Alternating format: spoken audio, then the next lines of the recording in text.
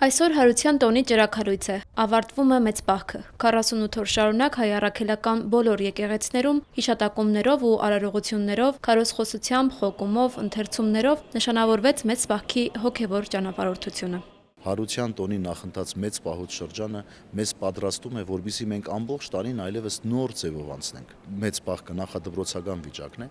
որտեղ մենք պատրաստվում ենք մնացած օրերը այդ ձևով ապրելու համար։ Եվ մյուս կողմից կերակրային պահքի մասին կարելի է խոսել անընդհատ, ասելով, որ դե հիմա արդեն կարելի է մսեղեն ուտել կենթանական, բայց չէ որ հոգևոր կյանքը, հոգևոր պահքը ամբողջ տարվա ընթացքում է։ Ուրեմն մեծ պահք կլինի, թե մեծ պահք չի լինի, միևնույնն է, մի գողացիրը, մի սպանիրը, մի սուտ խոսիրը արդիական է ամեն օրվա համար։ Ավագ շաբաթվա երեկոյան ժամերգության ավարտին պատարագիչ հոգևորականի զգեստավորմանը զուգահեռ վարագուրված խորանից ընթերցվում են Դանիել Մարգարեի թղթերը, որ բովանդակում են Դանիել Մարգարեի և նրա բարեպաշտ 3 ընկերների Սեդրակի, Միսաքի և Աբեդնագովի պատմության ու փառաբանության երգը։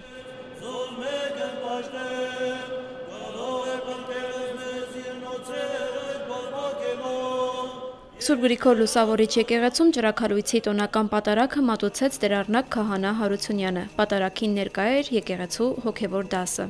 Մարդկության պատմության ընթացքի մեջ երկու շատ մեծ կարևոր իրողություն է գրանցվել։ Առաջինը Քրիստոսի ծնունդն էր։ Աստված մարդացավ, որպեսզի մարդը մարդանա։ Եվ երկրորդ Քրիստոսի հրաշափառ հարությունն է։ Աստված անմահը մահացավ, որպեսզի մահկանացուներս անմահանանք։ Քրիստոնյաներիս համար այլևս մահ չկա, որտեղ մենք կրողն ենք Աստծո պատկեր եւ նմանությունը։ Աստված մարդուն ստեղծեց իր պատկերով եւ նմանությամբ, իսկ մեր Աստված մահվանը հաղթեց իր հարությամբ։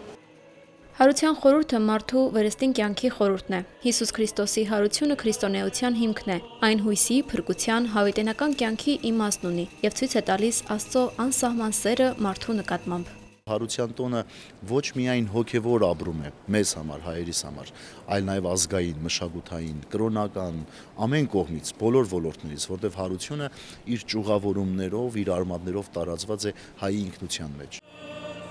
Ճրագալույցին Սուրբ Գրիգոր Լուսավորիչ եկեղեցին եւս լի էր հավատացյալներով։ Մարդիկ այստեղ են պահքը եզրափակելու, հաղորդություն ստանալու եւ Քրիստոսի կենարար հարության ավետիսը եկեղեցուց տուն տանելու։ Մեղքերին հաղթեց Քրիստոս, հաղթեց մահվան եւ հարություն տվեց նաեւ մեզ, հաղթելով մեր մեղքերին բոլորից փոխարեն եւ հենց այդ է ամբողջը հանգուցալուծումն է, ամբողջի իմաստն է, որ մենք հաղթեցինք մահին, հաղթեցինք մեղքերին, Քրիստոս այդ ամենը մեր համար արեց, մենք էլ ինչ որ ձևով փորձում ենք արժանանալ դրան եւ տոնում ենք հենց այդ հաղթանակը։ Շատ կարևոր է նաեւ անձնական հանդիպումը Քրիստոսի հետ ու հասկանալ իսկապես գիտակցել ինչի համար է այդ ամեն ինչը, ինչ ենք մենք գնում եկեղեցի, ինչ է նշանակում հարություն, ինչի համար պիտի Աստված խաչվեր իմ համար կամ մյուսի համար։